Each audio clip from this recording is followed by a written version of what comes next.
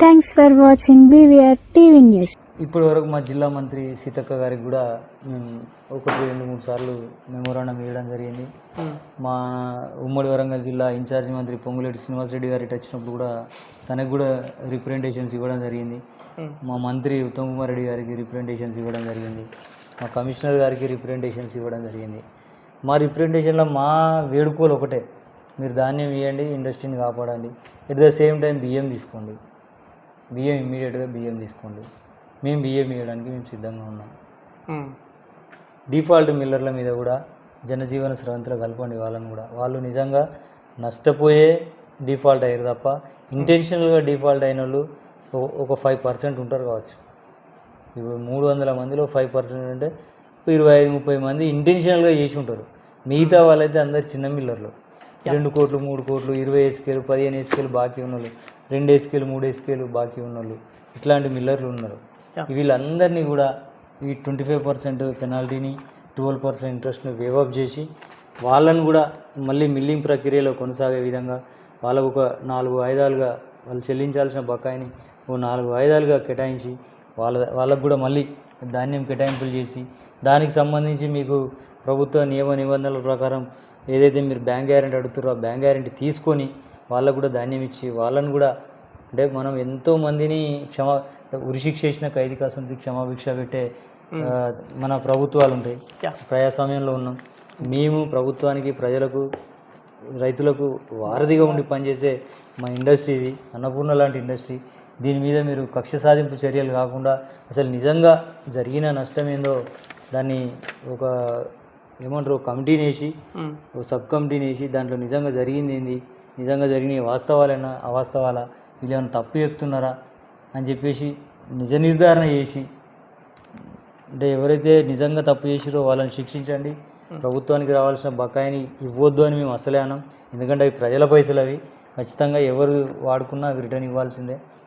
కాకపోతే ఎవరైతే నిజంగా నష్టపోయినరో వాళ్ళకు 12% ఇంట్రెస్ట్, 25% పెనాల్టీ, ఈ రెండు తొలగిస్తే వాళ్ళకు 4 వాయిదాలుగా అవకాశం కల్పిస్తే ఖచ్చితంగా వాళ్ళు కూడా ఇండస్ట్రీ మనుగడలో సాగుతుంది. మీ ద్వారా ప్రభుత్వాన్ని వేడుకుంటాను, ముఖ్యమంత్రి గారిని కానీ, మా మంత్రి గారు ఉత్తమ్ కుమార్ రెడ్డి గారు కానీ, వీళ్ళు అంటే దయామయులు ఖచ్చితంగా చేస్తారని ఒక ఆశతో అయితే మిల్లర్లు కొనసాగుతూ ఉన్నారు. మీకు తెలుసా, తెలంగాణ రాష్ట్ర వ్యాప్తంగా ఈ 2-3 సంవత్సరాల నుంచి నియర్లీ అంటే అప్రాక్సిమేట్లీ 300 నుంచి 400 రైస్ మిల్స్ అనేది క్లోజ్ అయిపోయినాయి. కొంతమంది రైస్ మిల్లర్స్ హార్ట్ అటాక్తో చనిపోయిళ్ళు, రకరకాల కారణాలతో చనిపోతూ ఉన్నారు. స్టిల్ ఇప్పటికీ కూడా కారణం ఏంటిది?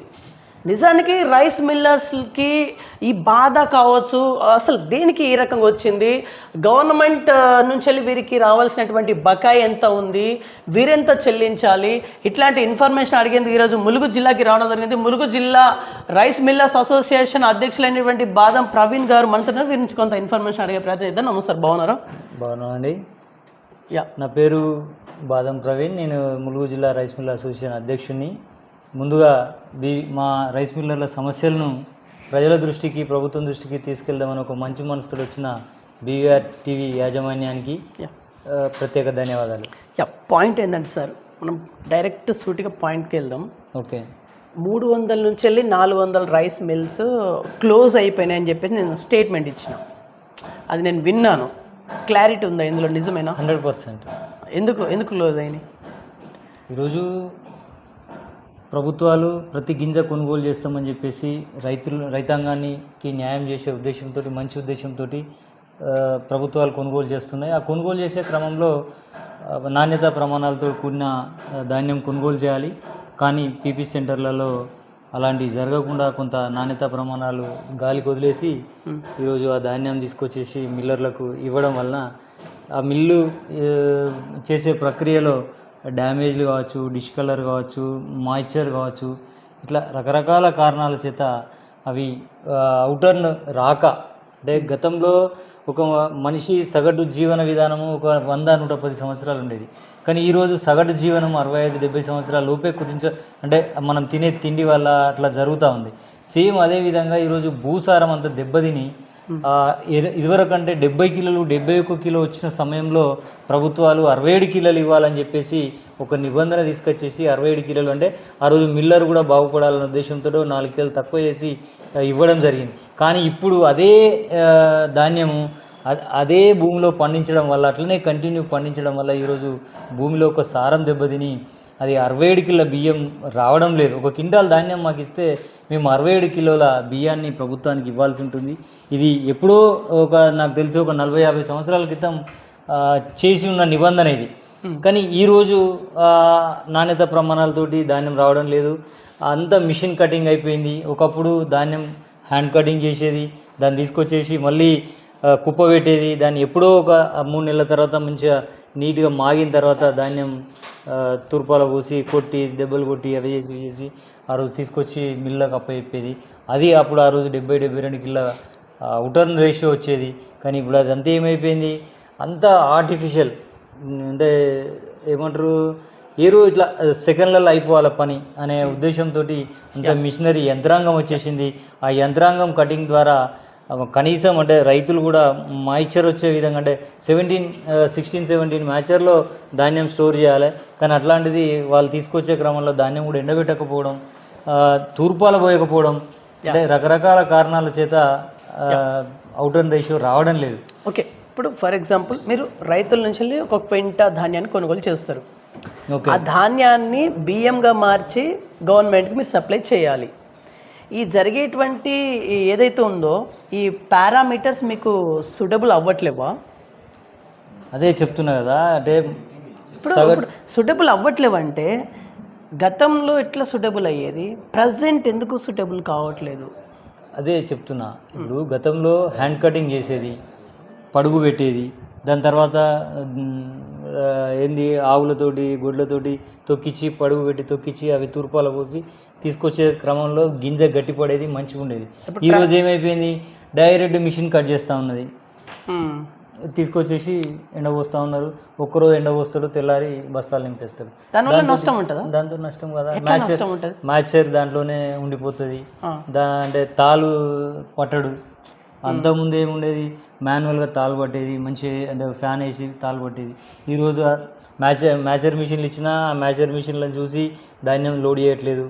ప్లస్ వీళ్ళు ఎవరు కూడా తూర్పాలు పోయట్లేదు. తూర్పాలు పోయడానికి కూడా ప్రభుత్వం మిషన్లు ఇస్తూ ఉంది. కానీ అక్కడున్న పీపీ సెంటర్ వాళ్ళే కావచ్చు, అక్కడున్న రైతాంగమే కావచ్చు, ఎక్కువ పండిస్తున్నారు. ఎక్కువ పండించడం వల్ల రైతుకు కూడా అరే ఇంత ధాన్యం నేను ఎక్కడ తూపాల పోస్తా, ఏం కాదు నేను తీసుకుపోతా, నేను పంపించేది నాకు అని చెప్పేసి అని కొంత పొలిటికల్ ప్రెజరైజ్ చేసి అట్లా వేసి ఇట్లా వేసి అదంతా కూడా తీసుకొచ్చి మిల్లర్ల మీద వేస్తూ ఉన్నారు. పొలిటికల్ ప్రెజర్ అని మీరు అంటా ఉన్నారు. కాకపోతే మేము మిల్లర్స్ అసోసియేషన్ వాళ్ళే పొలిటికల్ వ్యవస్థతోటి చాలా మంచి సత్సంబంధాలు కలిగి ఉంటాయి.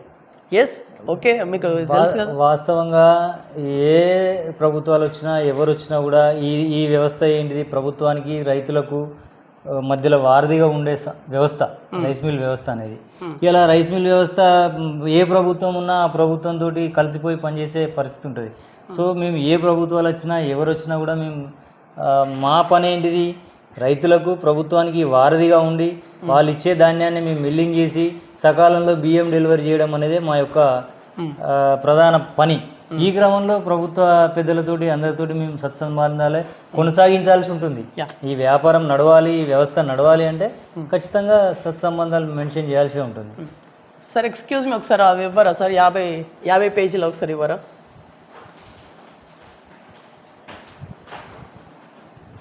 ఇది లేటెస్ట్గా వచ్చినటువంటి రబీ సీజన్లో వచ్చినటువంటి 50 పేజీల రూల్స్ అండ్ రెగ్యులేషన్స్ ఉంటాయి. ఇవన్నీ చదివి మీరు సైన్ చేయాలి.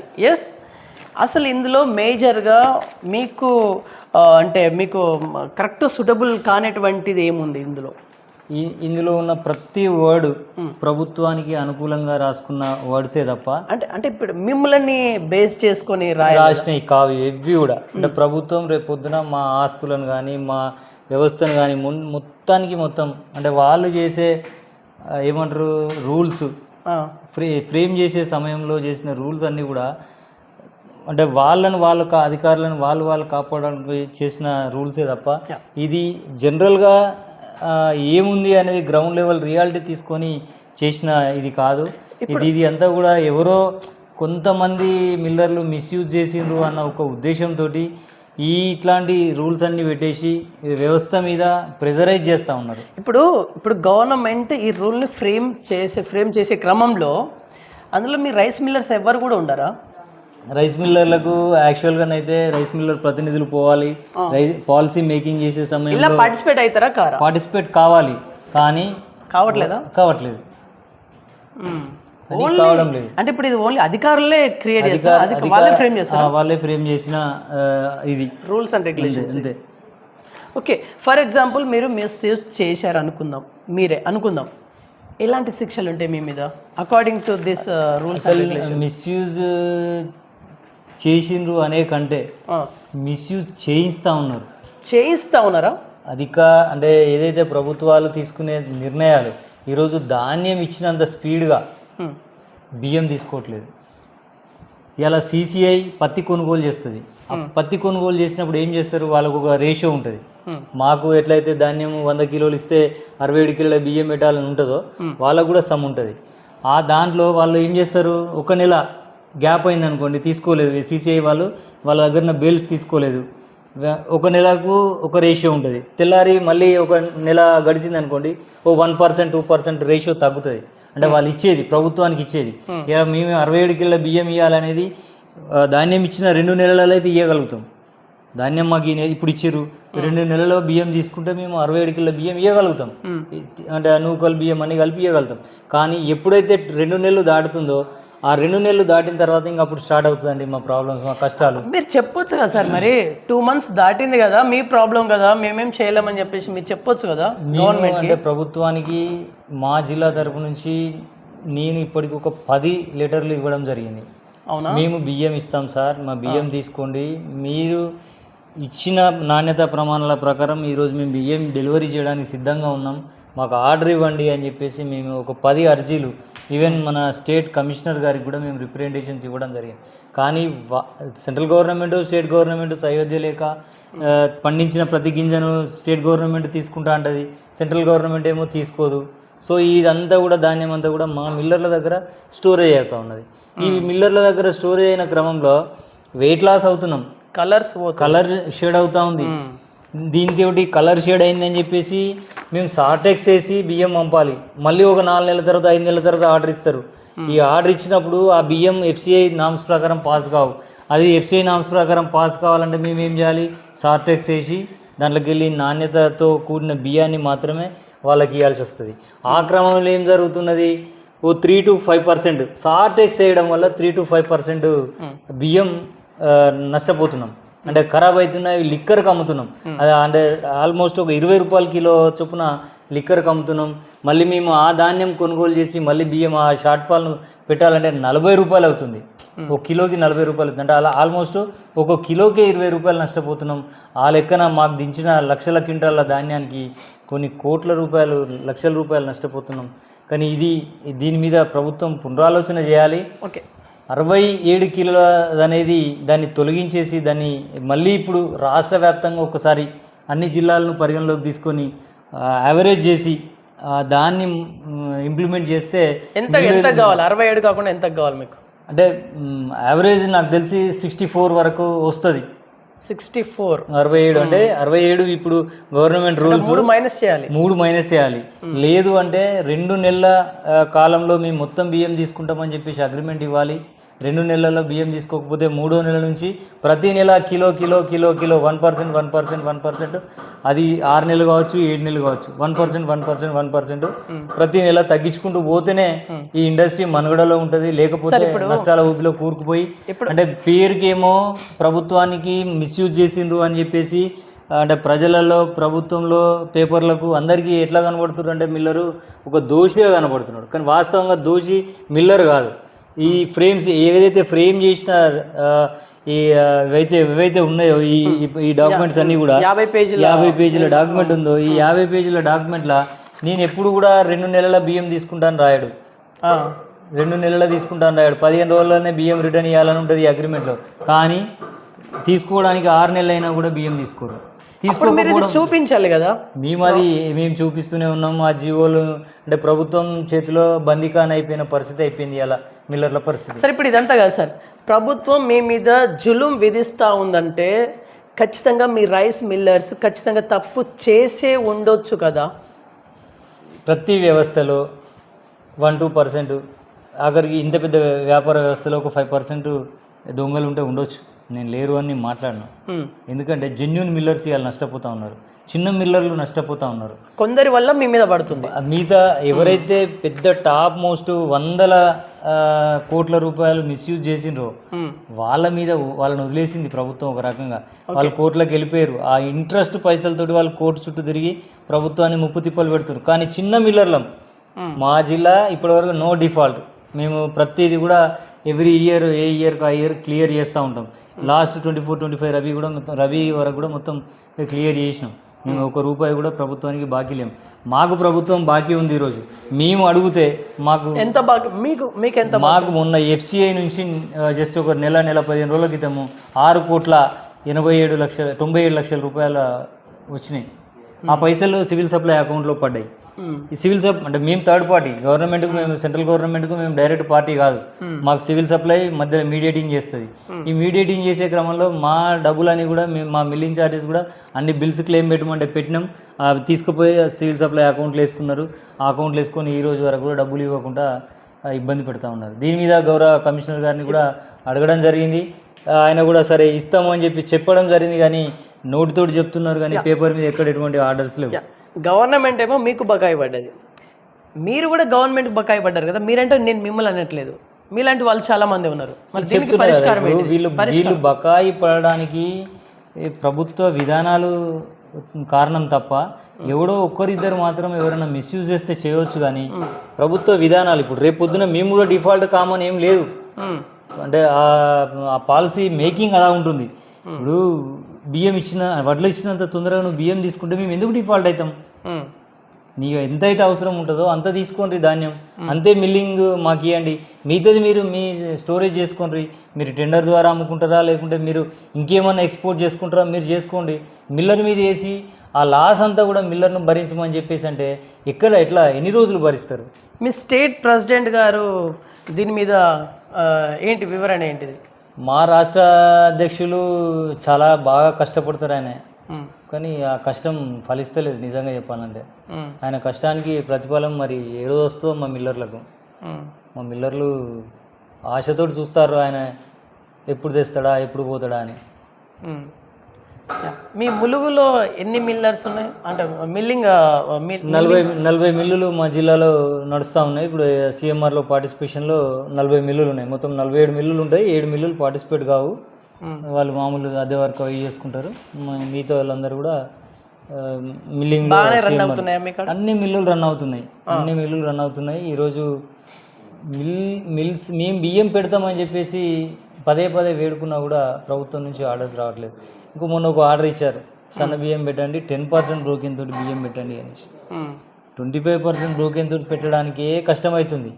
అట్లాంటిది 10% బ్రోకెన్ తోటి బియ్యం పెట్టమని చెప్పేసి ఒక ఆర్డర్ ఇచ్చాను. సరే అయినా పెడతామని చెప్పినాం. సరే మొన్న ఒక 409 SKలకు 10% బ్రోకెన్ తోటి వచ్చింది. అది పనిచేస్తున్నాం. అందరికి ఏ బిల్లులు ఎన్ని పెట్టాలి చెప్తున్నాం, అది వచ్చేస్తుంది. అంటే ఇప్పుడు మీకును ప్రభుత్వానికి మధ్యలో ఒప్పందం సరితూగట్లేదా? చెప్తున్నా కదా, ఇప్పుడు ఒప్పందం అనేది వాళ్ళకి ఫేవరబుల్ ఒప్పందమే తప్ప అంటే మా సైడ్ నుంచి ఏదైతే కష్టాలు ఉన్నాయో ఏదైతే నష్టాలు ఉన్నాయో గ్రౌండ్ రియాలిటీని తెలుసుకొని చేసిన ఒప్పందాలు కావాయి. కాకపోతే ఇప్పుడు ఏమైపోయింది, ఆల్రెడీ ఈ ఊబిలో ఇరుక్కుపోయి ఉన్నాం. ఓకే, ఒక రకంగా చెప్పాలంటే ఈ ఊబిలో ఇరుక్కుపోయినాం. ఇళ్ళకెళ్ళి బయటికి రాలేక లోపలికి పోలేక రకరకాల నరకయాతన అనుభవిస్తున్న మిల్లర్లు ఉన్నారు ఇవాళ. ఇప్పుడు మన రాష్ట్రంలో ఈ రకంగా ఉంది పొజిషన్, చార్జెస్ కావచ్చు ఇవన్నీ. పక్క రాష్ట్రాలతో పోల్చితే ఓకేనా? పక్క రాష్ట్రంలో సార్టెక్స్ వేసిన బియ్యం ఇస్తే మొన్నటి వరకు లాస్ట్ ప్రభుత్వంలో 150 రూపాయలు పర్ క్వింటాల్ ధాన్యంకు ఇచ్చిర్రు మిల్లర్కి. అది మన రాష్ట్రంలో ఎప్పుడో 10-15 సంవత్సరాల క్రితం ఫ్రేమ్ చేసిన రూలు క్వింటాల్కు 10 రూపాయలు ఇస్తామని చెప్పారు. ఆ క్వింటాల్కు 10 రూపాయలు కూడా ఇప్పటి వరకు మాకు ఇవ్వడం లేదు. బయటనేమో క్వింటాల్కు 120 నుంచి 150 రూపాయలు. ఒక్కొక్క రాష్ట్రంలో ఒక్కొక్క తీరు ఉన్నది. మన రాష్ట్రంలోనే 10 రూపాయలు ఇస్తూ ఉన్నారు. ఈవెన్ పంజాబ్ రాష్ట్రంలో కూడా 100 రూపాయలు ఇస్తూ ఉన్నారు. మన రాష్ట్రంలో మాత్రం ఓన్లీ 10 రూపాయలు. ఆ 10 రూపాయలు కూడా ఇప్పటి వరకు ఇవ్వడం లేదు. ఏమనంటే మీరు గన్నీస్ బాకీ ఉన్నారు, మీ పాత గన్నీ బాకీ ఉన్నారు అని చెప్పి. పాత గన్నీకి ఒక ఎక్స్పైరీ డేట్ ఉండదా చెప్పండి? ఇప్పుడు వాళ్ళు ఇచ్చినది మాకేం కొత్త గన్నీ కాదు, మాకు ధాన్యంతో తీసుకొచ్చి ఇచ్చారు పాత గన్నీ. ఆ గన్నీని ఎన్నిసార్లు ఇప్పటికి నాకు తెలిసి ఈ 4-5 సీజన్ల నుంచి అదే బార్దాన్ మాకు వస్తుంది, మళ్ళీ మేము రిపేర్ చేస్తున్నాం, మళ్ళీ సెంటర్లకు పంపిస్తున్నాం. దీనికి ఎక్స్పైరీ డేట్ ఉండదా? ఇది ఏమైపోతుందంటే ఆల్మోస్ట్ మాకు ఒక 700-800 బస్తాలు వస్తాయి ఒక లారీలో లోడ్ చేసి, వడ్లు వస్తాయి, ధాన్యం వస్తాయి. దాంట్లో ఒక 100 బార్దాను సంచులు మొత్తం దేనికి అక్కర రాకుండా పోతాయి, మొత్తం కింద పడిపోతుంటాయి వడ్లన్నీ. మళ్ళీ అప్పుడు మేము ఇక్కడ వేరే బార్దాన్లో నింపుకొని కుట్లేసుకొని నెట్టేస్తాం. ఈ క్రమంలో మేము ఒక 20% బార్దాన్ను ఉట్టిగానే నకార కింద అంటే కిలోకు 2 రూపాయల చొప్పున అమ్మేస్తున్నాం. కానీ ప్రభుత్వం మాత్రం మా దగ్గర 28 నుంచి 32 రూపాయలు వసూలు చేస్తూ ఉన్నది. మీరే బాకీ ఉన్నారు మాకు అని చెప్తా ఉన్నది. అంటే ఈ సంచికి అంటే ఒక మనిషికే ఎక్స్పైరీ డేట్ ఉన్నది. ఆఫ్టర్ ఆల్ ఒక 20 రూపాయలు పెట్టి కొనే సంచిని మళ్ళీ మా మీద మళ్ళీ 28 రూపాయలు అని చెప్పేసి మమ్మల్ని మీరే బాకీ ఉన్నారు మాకు ఉల్టా అని చెప్పేసి చెప్తా ఉన్నారు. అంటే నిజంగా చెప్పండి, ఒక షర్ట్ మనం వేసుకుంటాం, ఇది ఎన్ని రోజులు వేసుకోగలుగుతాం? మ్యాక్సిమం 6 నెలలు వేస్తాం. కానీ ఇది ఈ సంచిని ఇప్పటికీ 4-5 సీజన్లు సంచులు వాడినాం, మళ్ళీ అయ్యే సంచులు రిపీట్ అవుతూ ఉన్నది. మరి వాటికి ఎక్స్పైరీ డేట్ ఇచ్చేసి చలో ఇవి అయిపోయినాయి పక్కకు పడేయండి, దీని కింద మీకు ₹1-2 మీరు నష్టపోండి, మీదే అని గవర్నమెంట్ నష్టపోతుందని చెప్పాలి. కానీ ఆ పరిస్థితి లేదు, మొత్తం మన మీదనే వేస్తున్నారు. ఇప్పుడు వాస్తవానికి రైస్ మిల్లర్స్ నిజానికి నష్టపోతున్నారా అనే లోపే ఇదే రైస్ మిల్లర్స్ మళ్ళీ మిస్యూజ్ చేస్తున్నారనే ఒక టాక్ కూడా వస్తుంది. ఏది నమ్మాలి ఇందులో? చెప్తున్నదా అన్న, ఇప్పుడు పరిస్థితి ఏమైపోయింది, మిస్యూజ్ చేసేవాడు 1-2%. మిగతా వాళ్ళందరూ మిల్లింగ్ చేసి నష్టపోతున్నారు. ఎందుకు మీ స్టేట్ ప్రెసిడెంట్ గారు ఎందుకు ఖండించారు దీన్ని? ఎవరు చెప్తున్నా కదా, మా స్టేట్ ప్రెసిడెంట్ మస్తు కష్టపడతాడు, కానీ అయితే లేదు పాపం ఆయనతోటి అయితే లేదు. అయ్యేటోనికి ఎవరికి ఇయ్యడు, ఆయన అందులోకి కదలడు. అదేంటి? అదే ఆయన సీట్ లేకపోతే చచ్చిపోతాడు ఆయన పాపం. ఆయన కోసం మేము ఆయన చచ్చిపోతే ఆయన బతుకుండాలని మేము చేస్తున్నాం, ఆయన కోసం చేస్తున్నాం. ఆయన ఉంటేనే ఆయన ఆ పదవి ఉంటేనే బతుకుంటాడు, లేకుంటే కష్టమవుతుంది ఆయనకు. అదేంటి అంత మాట అనేసి? అరే నిజమే చెప్తున్నాను నేను, ఇది అంటే అందరి మాట, కాకపోతే అందరు భయపడుతూ చెప్తారు, నేను చెప్తున్నాను అంతే. అంటే మీ స్టేట్ ప్రెసిడెంట్ గారి ఇన్వాల్వ్మెంట్ తక్కువ ఉందా? ఇలా మస్తు ఎక్కువ ఉన్నది. ఆయన కాపాడుకోవడానికి ఉన్నది. ఆయన కాపాడుకోండి, మిమ్మల్ని కాపాడుకోవడానికి ఎక్కడ కాపాడిండు? మీరే చెప్పాలి. అది ఎక్కడ కాపాడిండు?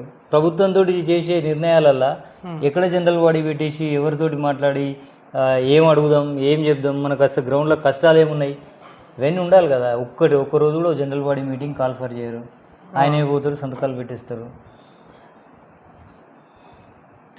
ఓకే, ఇప్పుడు దీనికైనా ఒక సొల్యూషన్ ఉందా సార్? ఇప్పుడు మీలాంటి రైస్ మిల్లర్స్ కొంతమంది బాకీ పడ్డారు కదా, ప్రభుత్వానికి ఇవ్వాలి, మరి వాళ్ళు ఎట్లా ఏం చేస్తే బాకీ తీరుతుంది? ప్రభుత్వం ప్రజలకు, రైతులకు, ప్రభుత్వానికి వారధిగా పనిచేసే ఇండస్ట్రీని ఫస్ట్ వాళ్ళ మనసులలోకి వెళ్ళి వీళ్ళు దొంగలు లంగలు అనే వర్డ్ని తొలగించాలి. వాళ్ళ మనసులోకి వెళ్ళి మమ్మల్ని నెగిటివ్ కోణంలో చూడకుండా మమ్మల్ని కూడా అంటే ఎట్లా అంటే మేము ప్రభుత్వంలో ఒక భాగమే, ఏ ప్రభుత్వం ఉన్నా కూడా ప్రభుత్వంలో భాగస్వామ్యమై పనిచేస్తున్నాం. మీరు ఇచ్చిన రూల్స్ను మేము బ్రేక్ చేయకుండా మీరు చెప్పిన విధంగా మీకు బియ్యం సకాలంలో డెలివరీ చేయడానికి మేము సిద్ధంగా ఉన్నాం. కానీ బియ్యం తీసుకోవడానికి మీరు సిద్ధంగా లేరు. బియ్యం కూడా తీసుకోవడానికి మీరు సిద్ధంగా ఉండండి, మమ్మల్ని కూడా నష్టాల ఊబిలోకి వెళ్ళి బయటికి పట్టుకురండి. ప్రజలకు, ప్రభుత్వానికి వారధులం మాత్రమే మేము. పీస్ వర్క్ ఇవాళ ఏంది, మీరు ఇచ్చేదానికి మేము పీస్ వర్క్ చేసి బియ్యం ఇస్తున్నాం. పీస్ వర్క్ చేసినందుకు కూలీ పైసలు అడుగుతున్నాం. ఇలా కూలీ పైసలు కూడా మీరు మాకు ఇవ్వడం లేదు, కేవలం గన్నీని అడ్డు పెడుతున్నారు. ఎవరో కొంతమంది దుర్మార్గులు 1-2% మిల్లర్లు ఇవ్వడం ఉంటే వాడు మిస్యూజ్ చేస్తే వాడి మీద మీరు చర్యలు తీసుకోండి. నిజాయితీగా జెన్యూన్గా మిల్లింగ్ చేసి మీకు బకాయి లేకుండా చెల్లిస్తున్నటువంటి చిన్న మిల్లర్లను కాపాడండి. నిజంగా డిఫాల్ట్ అయిన మిల్లర్లు మోసం చేసి డిఫాల్ట్ అయినరా, లేకుంటే వాళ్ళు ఏమైనా మిస్యూజ్ చేసి అక్రమంగా ఆస్తులు కొనుక్కొని డిఫాల్ట్ వీళ్ళు ప్రభుత్వానికి ఎగ్గొడుతున్నారా, మీ చేతిలో ఎస్బీ ఉంటుంది, ఇంటెలిజెన్స్ ఉంటుంది, విజిలెన్స్ ఉంటుంది, ఎంక్వైరీ చేపియండి. ఒక అవసరమైతే ఒక ప్రత్యేక ఒక ఫోరం లెక్క ఏర్పాటు చేసి ఒక రిటైర్డ్ జడ్జితో ఒక ఫోరం ఏర్పాటు చేసి మీరు ఎంక్వైరీ చేపియండి. నిజంగా కనుక వాడు మిస్యూజ్ చేస్తే వాడి మీద రికవరీ చేయండి. కానీ నిజంగా నష్టపోయిన మిల్లర్లు ఉన్నారు. మీరు కరోనా కాలంలో 2021లో మీరు 3 టన్నేజ్ దించిర్రు. ఒక మిల్ కెపాసిటీ 50 లారీలు పడుతుంది అనుకుంటే 150 లారీల ధాన్యం ఇచ్చిర్రు. ఆ టైంలో stop order milling stop order ఇచ్చేస్తారు. బియ్యం తీసుకోరు, వర్షాలు పడుతూ ఉంటాయి, స్టోరేజ్ ఉండదు, మొత్తం అన్నీ తడిసి నానిపోయి ఖరాబ్ అయ్యి చాలామంది మిల్లర్లు ఆ సమయంలో డిఫాల్ట్ అయిన వాళ్ళే ఉన్నారు. కరోనా కష్టకాలంలో అయిన వాళ్ళే డిఫాల్టర్లు ఉన్నారు. మిగతా వాళ్ళు ఎక్కడో ఒక 1-2% మిస్యూజ్ చేసిన వాళ్ళు ఉన్నారు. ఇంకా మిగతా వాళ్ళందరూ కూడా నేను చెప్తున్నా కదా 67% అవుటర్ రేషియో రాక, ఇంకా ఈ సకాలంలో మీరు బియ్యం తీసుకోక, మీరు ఇచ్చిన ధాన్యంలో నాణ్యత ప్రమాణాలు అన్నీ అంటే లేట్ అయిన కొద్దీ నాణ్యత ప్రమాణాలు అన్నీ ఎగిరిపోతూ ఉంటాయి. మీరు బియ్యం తీసుకోవడం లేట్ అయిన కొద్దీ ఏమవుతుంది, నాణ్యత తగ్గిపోతూ ఉంటుంది, ధాన్యంలో నాణ్యత తగ్గిపోతుంది. ఈ నాణ్యత తగ్గిపోయినప్పుడు ఇవన్నీ అధికారులకు తెలియదా? ఇప్పుడు ఇది ఫ్రేమ్ చేసిన అధికారులకు ఇదంతా తెలియదా? వాళ్ళు ఎప్పుడైనా కూడా ఏముంటుందంటే ప్రభుత్వం వెనుక నుంచి ఏనుగలు పోయినా ఏం కాదు కానీ ముందరి నుంచి పీనుగలు పోవద్దంటారు. నిజంగా నష్టం జరుగుతుందని తెలుసు అయినా కూడా లేదు, నష్టం లేదు, ఏం లేదు అని చెప్పేసి మనం వేసి రుద్దుతున్నారు. నిజంగా మీకు ఎంత అవసరమో ప్రభుత్వానికి బియ్యం ఎంత అవసరమో గంతవరకే మిల్లర్కి ఇవ్వండి ధాన్యం. మిగతాది మీరు ఏం చేస్తారో చేయండి, రైతు దగ్గర కొనుగోలు చేయండి. అంతేగాని మాకిచ్చి మేము బియ్యం పెట్టలేదు, వీళ్ళు డిఫాల్ట్ అయినరు. ఎందుకు అయ్యారు డిఫాల్ట్? ఇలా మేము కావాల్సుకొని డిఫాల్ట్ అవుతామా? మేము వ్యాపారం చేసుకొని ₹1 సంపాదించుకొని పిల్లం బిడ్డలు సాదుకోవాలనుకుంటాం అంతే తప్ప మేము నిజంగా డిఫాల్ట్ అయ్యి మేము ఎడిపోతాం. ప్రతి వ్యవస్థ ప్రభుత్వ కంట్రోల్నే ఉంటుంది. ఇవాళ నాకు ప్రాపర్టీస్ ఉన్నా నేను డిఫాల్ట్ అయితే నా ప్రాపర్టీస్ రిజిస్ట్రేషన్ చేసి బయట అమ్ముకోగలుగుతాను. నేను ప్రభుత్వం తలుసుకుంటే నేను అమ్ముకోగలుగుతాను. ఎందుకు కావాల్సుకొని వాంటెడ్లీ డిఫాల్ట్ అయితే నేను వ్యాపారం చేద్దామని ఆలోచిస్తా, వ్యాపారంలో ₹1 సంపాదించుకోవాలని చూస్తా తప్ప నేను ప్రభుత్వానికి మోసం చేసి డిఫాల్ట్ అయ్యి నేను అక్రమాస్తులు కూడా కొట్టుకోవాలని ఎందుకు అనుకుంటా? చిన్న మిల్లర్లు ఇలా చితికిపోతూ ఉన్నారు. బడా మిల్లర్ల జోలికి ప్రభుత్వం పోవట్లేదు, చిన్న మిల్లర్లనే ఇబ్బంది పెడతా ఉన్నారు. డిఫాల్ట్ మిల్లర్లు అసలు నిజంగానే డిఫాల్ట్ ఎందుకైందో ఫస్ట్ అది గమనించాలి, దాని మీద ఎంక్వైరీ చేయాలి. కానీ అది ఏమి ఎంక్వైరీ చేయకుండా డిఫాల్ట్ మిల్లర్ల మీద 25% పెనాల్టీ అని 12% ఇంట్రెస్ట్ అని చెప్పేసి అసలు వాడు డిఫాల్ట్ అయ్యి ఎందుకైండు? వాడు కట్టలేకనే డిఫాల్ట్ అయ్యిండు, నష్టపోయే డిఫాల్ట్ అయ్యిండు. ఇవాళ మళ్ళీ ఆయన మీద నువ్వు 25% పెనాల్టీ 12% ఇంట్రెస్ట్ అని చెప్పేసి వేయడం వల్ల ఏం జరుగుతుంది? వాడు కట్టగలుగుతాడా? ఈ జీవితకాలంలో కట్టగలుగుతాడా? ఎంతమంది ఆత్మహత్యలు చేసుకున్నారు ఇప్పటికీ? అంటే ప్రభుత్వం పెట్టే ప్రెజర్స్ వల్ల ఒక 10 మంది మిల్లర్ల వరకు ఇప్పటికి హార్ట్ స్ట్రోక్లో చచ్చిపోయారు. రీసెంట్గా కూడా సిరిసిల్ల జిల్లాలో కూడా ఒక రైస్ మిల్లర్ చనిపోతాడు. ఒక సోదరి అయితే సూసైడ్ చేసుకుంటుంది. ఆమె వాళ్ళకి 2 మిల్లులు ఉంటాయి. ఎంత బకాయి పడ్డారు? 4 కోట్ల రూపాయల బకాయి. వాళ్ళ 2 మిల్లులు ఉన్నాయి వాళ్ళకు. ఓకే, ఆ 4 కోట్లు కూడా ఏంది, వీళ్ళు డబుల్ టన్నేజ్ 3 టన్నేజ్ ఇచ్చి సకాలంలో బియ్యం తీసుకోకపోతే షార్ట్ ఫాల్ అవుతుంది. బియ్యం మీరు సకాలంలో కనుక బియ్యం తీసుకుంటే అసలు ఎందుకైతే రాడు? ఉత్తమ్ కుమార్ రెడ్డి గారికి మీరు విన్నవించుకునేది ఏమైనా ఉందా? మీ కన్సర్న్ మినిస్టర్ కాబట్టి ఇప్పుడు మాకు ధాన్యం కేటాయించేటప్పుడు 2 రైస్ మిల్లర్ల గ్యారంటీ తీసుకుంటారు. దీంట్లో ఇవాళ నాకు ధాన్యం ఇస్తుండ్రు అంటే నేను సంతకం పెట్టాలి, నాకు 2 మిల్లర్లు సంతకం పెట్టాలి, షూరిటీ. Okay okay. ఇప్పుడు ఏమైపోయింది, 2 షూరిటీలు అయిపోయారు. అసోసియేషన్ అధ్యక్షులుగా ఎవరుంటే వాళ్ళు కూడా దీనికి బాధ్యత తీసుకొని సంతకం పెడతారు, పెట్టి ధాన్యం ఇప్పిస్తారు. ధాన్యం ఇప్పించిన తర్వాత ఇప్పుడు అంటే ఎవడైతే డిఫాల్ట్ అయిపోయారో వాళ్ళ వల్ల మాకు రావాల్సిన బకాయిలను ఆపుతున్నారు ప్రభుత్వం.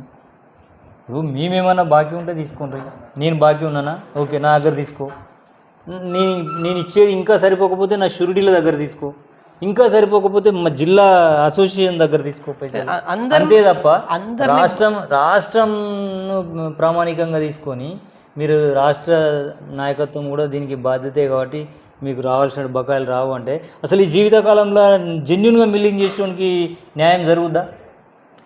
గవర్నమెంట్ కూడా అందరి మీద ఈ రకంగా రుద్దడం కరెక్ట్ కాదు, అందరినీ బాధ్యులుగా చేయడం కరెక్ట్ కాదు కదా. అవును కరెక్టే.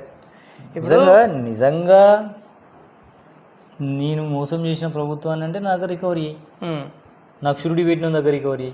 ఒక జిల్లాను ప్రామాణికంగా తీసుకో.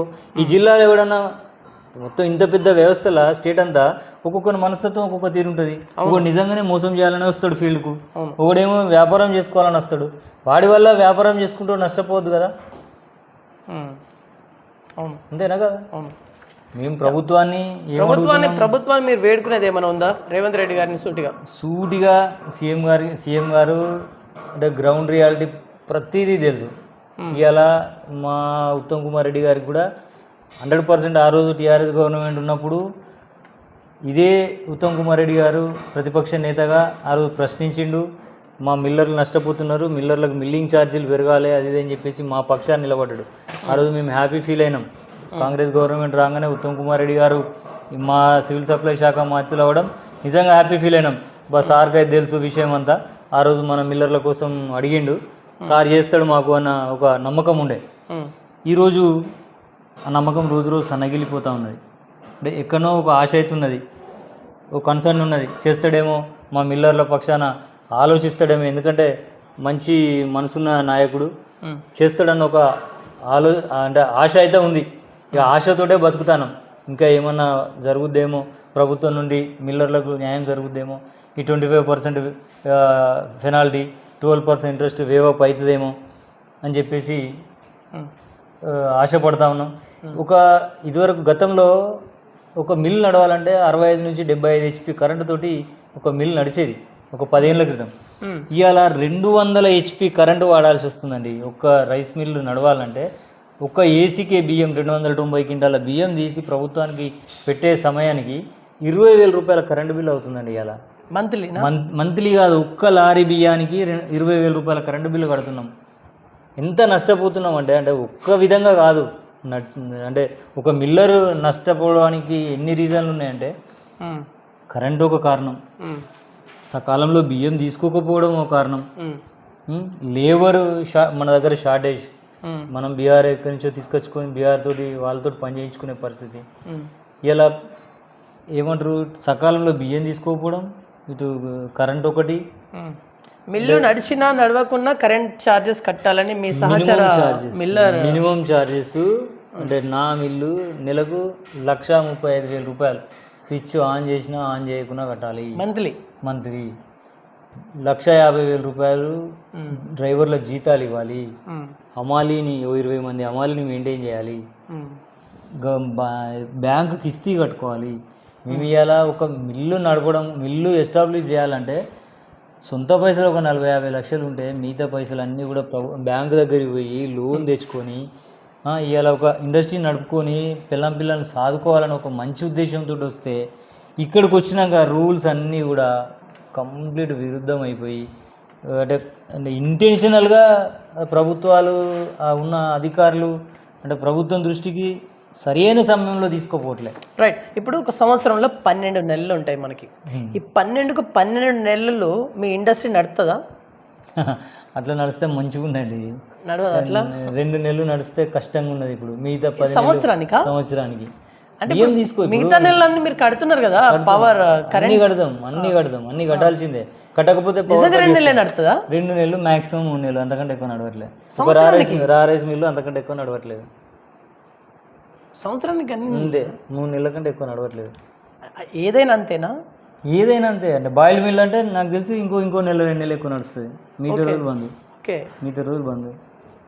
Just 3 months. అంటే బియ్యం తీసుకుంటే 6 నెలలు నడుస్తుంది రా రైస్ మిల్లు. బియ్యం తీసుకోవట్లేదు.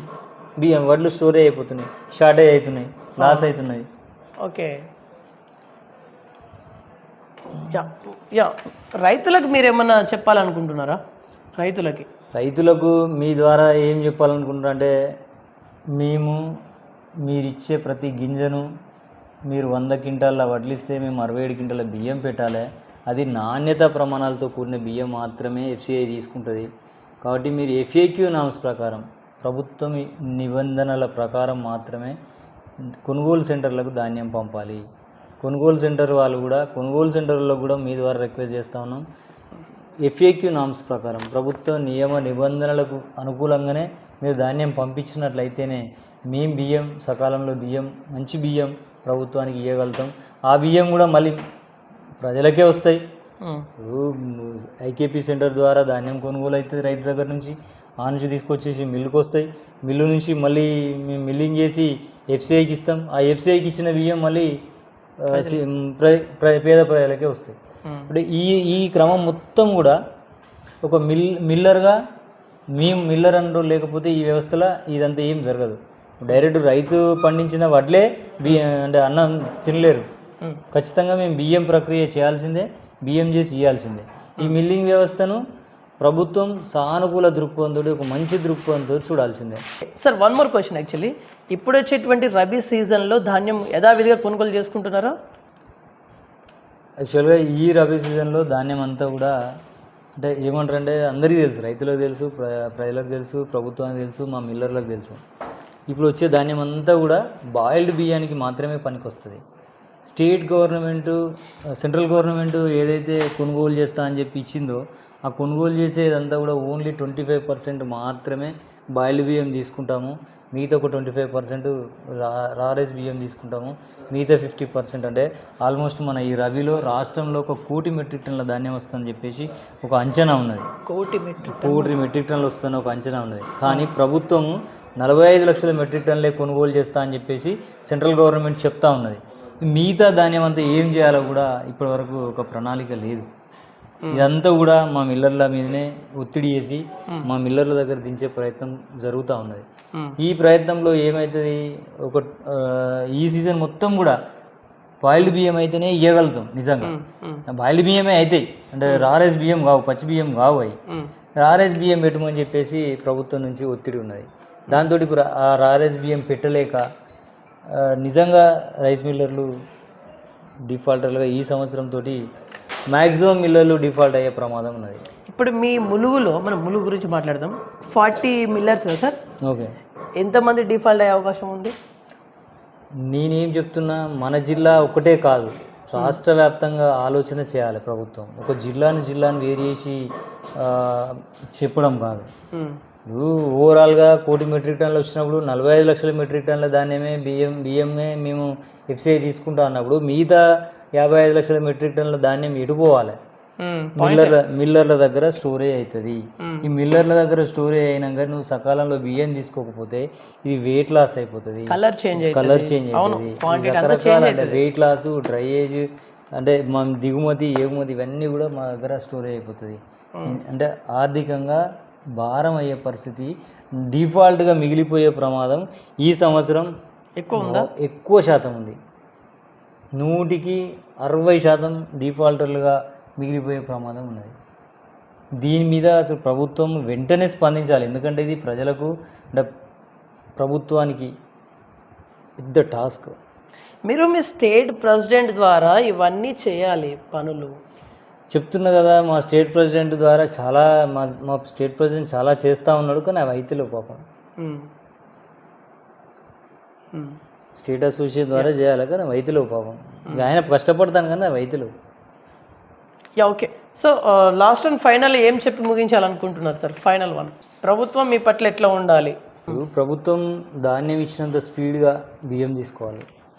మేము ప్రభుత్వాన్ని వేడుకునేది మీ ద్వారా ఏంటంటే, ధాన్యం ఎంతైతే స్పీడ్గా టకటక నెల రోజులనే ధాన్యం ఇస్తున్నారో 2 నెలలు 3 నెలల్లో బియ్యం తీసుకోవాలి. ఫస్ట్ ఎంత ఇస్తారో అంత క్వాంటిటీకి బియ్యం తీసుకోవాలి. సెకండ్, మా రైస్ మిల్లు ఇండస్ట్రీ బాగుపడాలి అంటే, ఈ ఇండస్ట్రీ అంటే అన్నపూర్ణ లాంటి ఇండస్ట్రీ ఇవాళ కుదేలైపోయింది. ఈ అన్నపూర్ణ లాంటి ఇండస్ట్రీ బతికి బట్టగట్టాలంటే కరెంటును కూడా 150 నుంచి 200 HP లోపు దాన్ని ఎల్టీ కేటగిరీలోకి తీసుకురావాలి. హెచ్టీ కేటగిరీలోకి ఏమైందంటే మినిమం బిల్లే 50,000 నుంచి 75,000, 135,000 ఇట్లా పెరుగుకుంటా అంటే మినిమం బిల్లు కట్టాల్సి వస్తుంది. దీంతో మిల్లు నడిచినా నడవకున్నా, మిల్లు నడిచేది 3-4 నెలలు, మిగతా 8 నెలలు మేము అదనంగా ప్రభుత్వానికి కరెంటు బిల్లు రూపంలో ఇవ్వాల్సి వస్తాం. ఇప్పుడు స్విచ్ వేయకుండా కరెంట్ ఛార్జ్ ఎట్లా పడుతుంది? స్విచ్ ఒక్క స్విచ్ వేసినా సరిపోతుంది కరెంటు బిల్లు, అంతే. ఇంకా కట్టాల్సిందే. లేదు నువ్వు అన్ని యూనిట్లు వాడుకో అంటారు. అన్ని యూనిట్లు వాడడానికి ఇక్కడ బియ్యం డెలివరీస్ అంటే ఆర్డర్ ఉండదు, ప్రభుత్వం దగ్గర నుంచి ఆర్డర్ ఉండదు, బియ్యం తీసుకుంటామని ఆర్డర్ ఉండదు, వడ్లు ఉంటాయి, ధాన్యం ఉంటుంది మిల్లులో, కానీ అక్కడ బియ్యం తీసుకోరు, మిల్లు స్టకప్ అయిపోయి ఉంటుంది. ఇప్పుడు నా మిల్లుకి వెళ్దాం చూడండి, ఇవాళ నా మిల్లులో 50-60 ఇసుకల ధాన్యం ఉన్నది, ఆర్డర్ లేదు, బియ్యం పెడదామంటే ఎన్ని నెలలు అవుతుంది? ఇప్పటికీ నెల రోజులు అయిపోయింది. ఇంకొక నెల అయితే దాన్ని ఇప్పటికే క్వాలిటీ దెబ్బతింటున్నది, ఇప్పటికే ముక్క వస్తూ ఉన్నది, కలర్ చేంజ్ అవుతూ ఉన్నది, అది మళ్ళీ సన్న బియ్యం. అంత అంటే ఇదంతా ఏమవుతుంది, రేపు పొద్దున్న లాస్ అయితే మిల్లోడు మిస్యూజ్ చేసిండు, వీడు డిఫాల్ట్ అంటారు. నిజంగా నేను డిఫాల్టా? నేను బియ్యం ఇస్తా అని చెప్పేసి పదే లెటర్లు ఇస్తున్నా ప్రభుత్వానికి, ఉన్నతాధికారులు అందరికి ఇస్తున్నా. స్టేట్ పాలసీ, సెంట్రల్ పాలసీ కాదు. మీ మిల్లర్స్లో ఒకరిద్దరు చేసిన తప్పుకి మీరు అందరు అనుభవిస్తున్నారు. దీన్ని బట్టి చూస్తే 100% ఇప్పుడు చేసినాడు మంచిగా ఉన్నాడు అంటే మంచిగా ఉన్నాడా? బాగా మంచిగా హ్యాపీగా ఉన్నారు. కొంతమంది అయితే మంచి ఎంజాయ్ చేస్తున్నారు, సినిమాలు తీసుకుంటారు, షికార్లు చేస్తున్నారు. వాళ్ళ మీద యాక్షన్ లేవా? ఏం లేదు, హైకోర్టు పోతారు, వాళ్ళ కోర్టులో చూసుకుంటారు, వాళ్ళు హ్యాపీ, నో ప్రాబ్లం. ఈ వ్యవస్థలో ఎవడైతే తప్పు చేస్తున్నాడో వాడే హ్యాపీగా ఉన్నాడు. నిజంగా జెన్యూన్గా మిల్లింగ్ చేద్దాం. మా చిన్న జిల్లా మాది, నిజంగా చెప్పాలంటే మా చిన్న జిల్లా. మేము అంటే ప్రభుత్వానికి ఒబీడియంట్గా ఉండి మిల్లింగ్ చేసే జిల్లా మాది. కానీ ఈ జిల్లాను కూడా డిఫాల్ట్ తీసుకుపోయే పరిస్థితి క్రియేట్ అవుతూ ఉన్నది. దయచేసి ప్రభుత్వ అధికారులు ఎవరైతే జెన్యూన్గా మిల్లింగ్ చేస్తున్నారో, ఎవరైతే సకాలంలో బియ్యం డెలివరీ చేస్తున్నారో వాళ్ళని ఒక స్ట్రీమ్ లైన్ చేయండి. చేసి ఆ స్ట్రీమ్ లైన్లో వీళ్ళకు ముందు వరుసలో ఉంచి వీళ్ళకి రావాల్సిన బకాయిలు ఇప్పిండ్రి, బియ్యం త్వరగా తీసుకుండ్రి, రావాల్సిన ఛార్జెస్ కూడా ఎప్పుడెప్పుడే ఇప్పించాలని చెప్పేసి చెప్తా ఉన్నా. ఇప్పుడు మీ ములుగు జిల్లాలో 40 మిల్లర్స్ ఉన్నారు కదా, అవును. అందరు ఓకేనా? అందరు జెన్యున్గానే ఉన్నారా? మీరు అధ్యక్షులు ఉన్నారు కాబట్టి క్వశ్చన్ అడుగుతా ఉన్నాను. 100%. ఎస్, అందరు జెన్యున్గా ఉన్నారా? 100% మా జిల్లాలో ఉన్న మిల్లర్లు అందరూ కూడా బియ్యం ఇవ్వడానికి, సకాలంలో ఇవ్వడానికి రెడీగా ఉన్నారు. దీంట్లో ఎటువంటి సందేహం లేదు. మీరు ఇప్పుడు ఆర్డర్ ఇస్తే ఇప్పుడు బియ్యం పెట్టడానికి మేము సిద్ధంగా ఉన్నాం. మా ఇప్పటికీ మాకు 1800 ఏసీకేలకు ఆర్డర్ ఇచ్చారు. 1200 ఏసీకేలు ఇప్పటికీ ఇచ్చేసినాం మేము 2 నెలల్లో. ఇంకా నెల రోజులలో ఆయనతో 600 ఏసీకేలు ఇస్తాం. కానీ ఇంకా 1000 ఏసీకేలకు మాకు పర్మిషన్ లేదు. పర్మిషన్ ఇవ్వాలి. స్టేట్లో చూస్తే కూడా మేము ఇప్పటికీ 7th 8th ప్లేస్లో ఉన్నాం. స్టేట్ యావరేజ్లో 7th 8th ప్లేస్లో ఉన్నాం. ఇప్పటి వరకు మా జిల్లా మంత్రి సీతక్క గారికి కూడా మేము 1-2-3 సార్లు మెమోరాండం ఇవ్వడం జరిగింది. మా ఉమ్మడి వరంగల్ జిల్లా ఇన్ఛార్జి మంత్రి పొంగులేటి శ్రీనివాసరెడ్డి గారి వచ్చినప్పుడు కూడా తనకు కూడా రిప్రజెంటేషన్స్ ఇవ్వడం జరిగింది. మా మంత్రి ఉత్తమ్ కుమార్ రెడ్డి గారికి రిప్రజెంటేషన్స్ ఇవ్వడం జరిగింది. మా కమిషనర్ గారికి రిప్రజెంటేషన్స్ ఇవ్వడం జరిగింది. మా రిప్రజెంటేషన్లో మా వేడుకోలు ఒకటే, మీరు ధాన్యం ఇవ్వండి, ఇండస్ట్రీని కాపాడండి, ఎట్ ద సేమ్ టైం బియ్యం తీసుకోండి, బియ్యం ఇమ్మీడియట్గా బియ్యం తీసుకోండి. మేము బియ్యం ఇవ్వడానికి మేము సిద్ధంగా ఉన్నాం. డిఫాల్ట్ మిల్లర్ల మీద కూడా జనజీవన స్రవంతిలో కలపండి వాళ్ళని కూడా. వాళ్ళు నిజంగా నష్టపోయే డిఫాల్ట్ అయ్యారు తప్ప ఇంటెన్షనల్గా డిఫాల్ట్ అయిన వాళ్ళు ఒక 5% ఉంటారు కావచ్చు. ఇప్పుడు 300 మందిలో 5% అంటే 25-30 మంది ఇంటెన్షనల్గా చేసి ఉంటారు. మిగతా వాళ్ళైతే అందరు చిన్న మిల్లర్లు, 2 కోట్లు 3 కోట్లు 20 ఏసీకేలు 15 ఏసీకేలు బాకీ ఉన్నోళ్ళు, 2 ఏసీకేలు 3 ఏసీకేలు బాకీ ఉన్నోళ్ళు, ఇట్లాంటి మిల్లర్లు ఉన్నారు. వీళ్ళందరినీ కూడా ఈ 25% పెనాల్టీని 12% ఇంట్రెస్ట్ని వేవప్ చేసి వాళ్ళని కూడా మళ్ళీ మిల్లింగ్ ప్రక్రియలో కొనసాగే విధంగా వాళ్ళకు ఒక 4 వాయిదాలుగా వాళ్ళు చెల్లించాల్సిన బకాయిని 4 వాయిదాలుగా కేటాయించి వాళ్ళకు కూడా మళ్ళీ ధాన్యం కేటాయింపులు చేసి దానికి సంబంధించి మీకు ప్రభుత్వ నియమ నిబంధనల ప్రకారం ఏదైతే మీరు బ్యాంక్ గ్యారెంటీ అడుగుతారో ఆ బ్యాంక్ గ్యారెంటీ తీసుకొని వాళ్ళకు కూడా ధాన్యం ఇచ్చి వాళ్ళని కూడా అంటే మనం ఎంతోమందిని ఉరిశిక్ష చేసిన ఖైదీ కాసుంది క్షమాభిక్ష పెట్టే మన ప్రభుత్వాలు ఉంటాయి. ప్రజాస్వామ్యంలో ఉన్నాం మేము. ప్రభుత్వానికి, ప్రజలకు, రైతులకు వారధిగా ఉండి పనిచేసే మా ఇండస్ట్రీ ఇది, అన్నపూర్ణ లాంటి ఇండస్ట్రీ. దీని మీద మీరు కక్ష సాధింపు చర్యలు కాకుండా అసలు నిజంగా జరిగిన నష్టం ఏందో దాన్ని ఒక ఏమంటారు కమిటీని వేసి, ఒక సబ్ కమిటీని వేసి దాంట్లో నిజంగా జరిగింది ఏంది, నిజంగా జరిగిన వాస్తవాలైనా అవాస్తవాలా, వీళ్ళు ఏమైనా తప్పు చెప్తున్నారా అని చెప్పేసి నిజ నిర్ధారణ చేసి, అంటే ఎవరైతే నిజంగా తప్పు చేసిరో వాళ్ళని శిక్షించండి. ప్రభుత్వానికి రావాల్సిన బకాయిని ఇవ్వద్దు అని మేము అసలే అన్నాం. ఎందుకంటే అవి ప్రజల పైసలు, ఖచ్చితంగా ఎవరు వాడుకున్నా అవి రిటర్న్ ఇవ్వాల్సిందే. కాకపోతే ఎవరైతే నిజంగా నష్టపోయినరో వాళ్ళకు 12% ఇంట్రెస్ట్, 25% పెనాల్టీ ఈ రెండు తొలగిస్తే వాళ్ళకు 4 వాయిదాలుగా అవకాశం కల్పిస్తే ఖచ్చితంగా వాళ్ళు కూడా ఇండస్ట్రీ మనుగడలో సాగుతుంది. మీ ద్వారా ప్రభుత్వాన్ని వేడుకుంటాను, ముఖ్యమంత్రి గారిని కానీ, మా మంత్రి గారు ఉత్తమ్ కుమార్ రెడ్డి గారు కానీ, వీళ్ళు అంటే దయామయులు ఖచ్చితంగా చేస్తారని ఒక ఆశతో అయితే మిల్లర్లు కొనసాగుతూ ఉన్నారు. సో ఇది వాళ్ళ ఇన్ఫర్మేషన్. చూస్తున్నాను BVR TV news. Until then bye, take care.